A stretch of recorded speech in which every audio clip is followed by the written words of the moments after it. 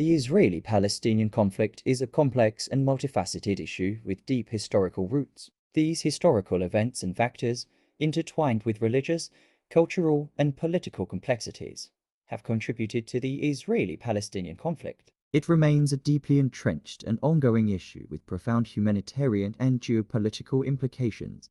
For centuries, the region was under Ottoman rule. During this time, Arab Muslims, Christians, and Jews lived together, but tensions existed, and land disputes were common. The present conflict has its roots in the late 19th and early 20th centuries, with both Jews and Arabs laying historical claims to the same land. Some of the key root causes include nationalism.